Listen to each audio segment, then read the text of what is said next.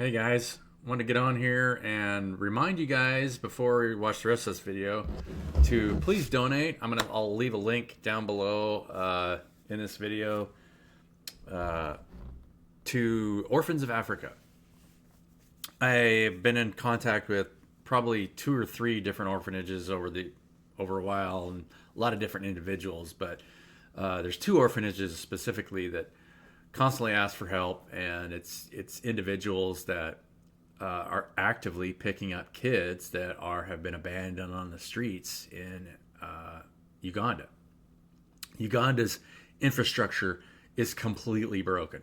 I had somebody because I made this post on a Facebook post, and I had somebody say, "Well, what about our kids?" Well, it's like, if you see kids that don't have enough to eat, feed them.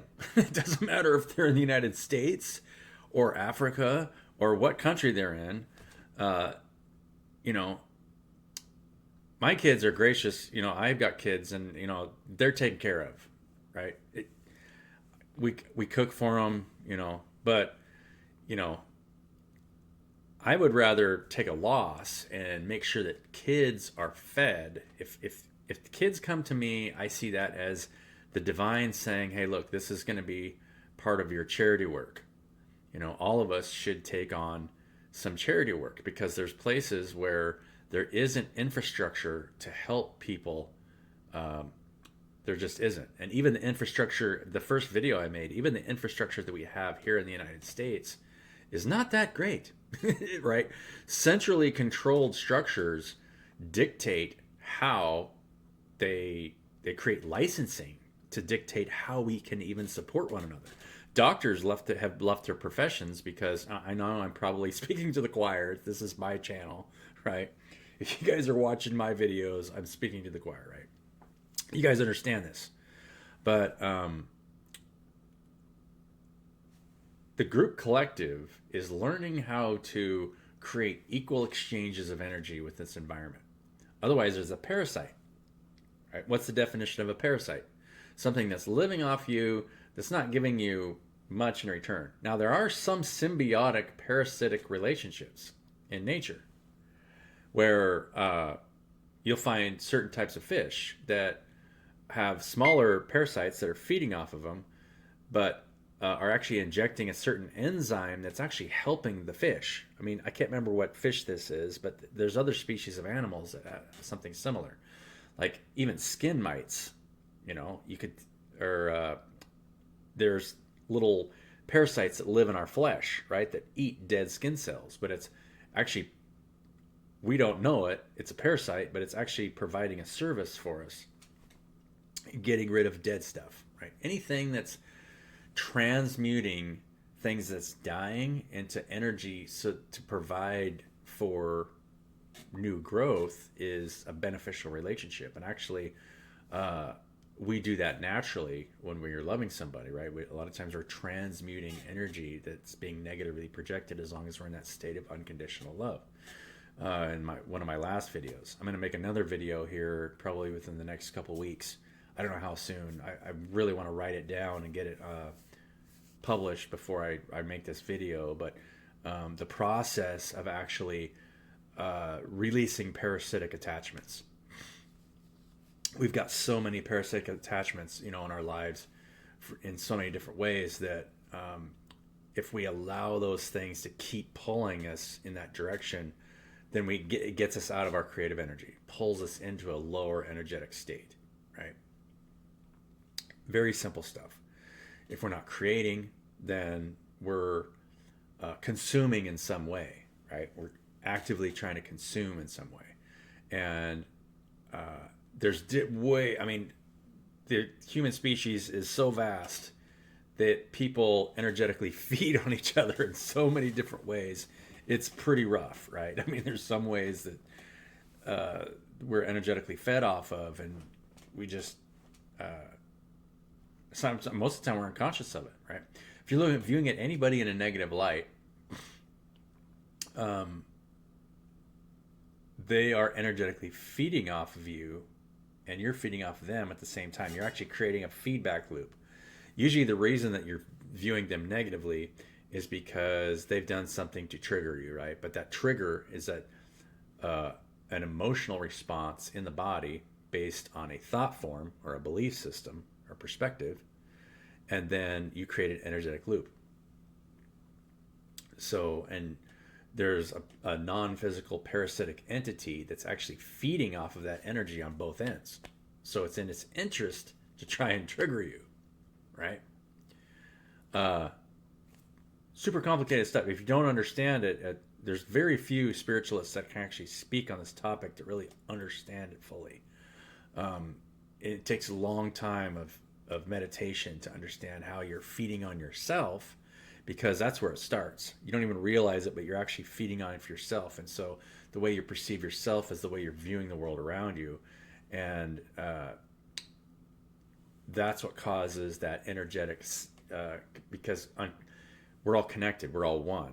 So once you can get to that point, you really see that's perspective. You can, every single conclusion can come from that, because everything energetically comes from the same place in space time all at the same time. So anytime you're negatively viewing anything, it's happening from it's coming from a negative projection of the self. Hope that makes sense for you guys. Because are producing energy, and any way you're viewing things, this is your creative circuit. All viewpoints are your creative circuit. It's not on your receiving end. Too many people see something out there and believe that the way they're viewing something is the way they're receiving energy. That's not it. It's the way you're creating energy. And once you get to that understanding, it's like your perception is creating your reality and is creating the energy that's coming back to you. Then you can really start, as long as you can understand that from the beginning, then you'll be able to start breathing more regularly. And that was the purpose of that video. So I hope that helps somebody. I just wanted to get on here today. I have to go pick up my son here really shortly. I was going to draw some cards for you guys, but maybe somebody need to hear this. You know, just the physics of unconditional love, and a kind of a better explanation of, you know, that last video that I put on there.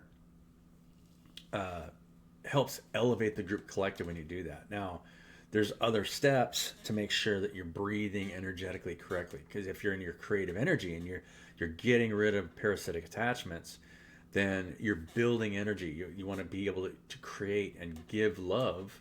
Your creation should be to connect you with other people, giving love naturally. Sometimes it's very difficult to do that, and especially if you have confidence blocks. Like, you know, if you have a lot of parasitic attachments, and you'll a lot of times will feel uncomfortable presenting yourself in front of other people, because you're just not used to doing it. You know, the more you get used to presenting yourself in front of other people, the more that it builds that that sacral chakra, you know, in your so that you feel more comfortable just doing it. Just it becomes more natural. The most successful YouTube channels out there are people that are just natural and just throw their shit out there and just like, fuck it, right? Because everyone, you know, we appreciate that when somebody can be genuine, right? I mean, when you can tell when somebody's trying to sell you something, and I've had my own struggles in the past on my own YouTube channels. You know, maybe I'm not presenting myself correctly here. I don't know. You guys be the judge. But for the most part, you know, for now, let's just try and help kids eat for Christmas. The rest of us can eat, you know. If we know that there's kids out there that can't eat, I just appreciate anything you guys can help for this effort. I just sent each a little bit. It would be nice to have kids that are at least maybe get some new clothes for the holidays, and don't have to worry about eating. I think we've managed to raise enough money where, and thanks to a family member of mine who was more than gracious to donate quite a bit of money. Unfortunately, you know, just there's so many people out there that don't feel as though it's their problem. I'm here to tell you that you are instantaneously connected. Going back to what I just said before, you are instantaneously connected with every point in this reality. The only way to protect your energy is now people do rituals to protect their energy, but those are rituals that are based on a belief system, and that's how you come to peace in your mind that you are protected. All right. You can protect your energy just by knowing that you're protecting your energy. You don't need to go through any ritual. But you also have to be self-aware of where you're putting your energy. Because if you're putting your energy into any kind of attachment of a negative thought form, like holding a grudge or any sort of negative thought form that's tied to the past isn't real. Any negative thought form that's tied to the future of what might happen, that's not real. So, at the same time, I get messages, well, you still have to be pragmatic. Well, okay. Pragmatism is great. Right. Ideally, and this is going to happen here within the next year, no doubt, probably within the next couple months, we're going to start seeing some healthy co-creative groups. Now, a lot of spiritualists will say, well, if somebody wants to work with you, refuse. I'm here to tell you, always be open to working with somebody. Always offer an equal exchange of energy. It's not your problem if you don't get it back. You just have to make strong boundaries. Say, hey, look, this is what I'm going to put in. This is what I'd like you to put in. If you don't get that, just encourage growth, right? Create healing energy for your environment. Make sure that you're lifting those people up. Say, hey, that's no problem. You make a couple hiccups. You get sick, whatever. You get paid for what you work, right? And the larger we create those healthy co-creative groups, then the healthier society gets. The more we get fragmented, or we're trying to sell each other stuff, the more unhealthy it gets. Because now you have to try and actively manipulate the emotional state of somebody else to sell them something, instead of breathing naturally and naturally attracting what you need. And I really appreciate a lot of the tarot card readers on YouTube, because they already know that they don't know what you need, right? And that's just the thing.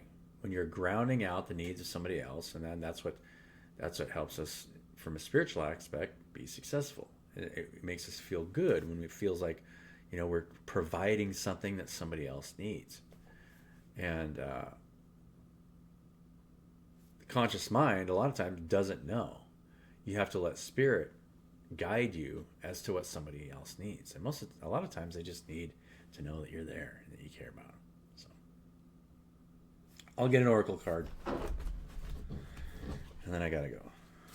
I have enough time to maybe upload this. What does our oracle cards have to say?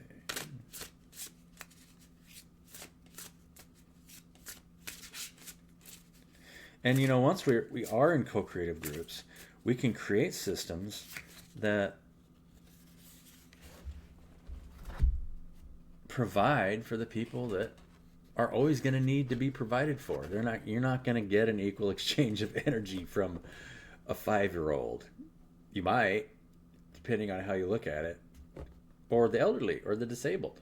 And I had this conversation with somebody, somebody that has Alzheimer's, or like a severely debilitating disease. There are cures for those things. And if we're in co-creative groups, we can cure those things, because we'll have access to all that information and knowledge. We don't have access to all that information and knowledge if we're fragmented, because then you have to go search for it and pay for somebody to provide it. That's why it's so important that people learn how to balance both sides. Are you home? Yeah, I'm home. Okay, good. Guess I better end this. Awaken. I put the Have a great day, guys.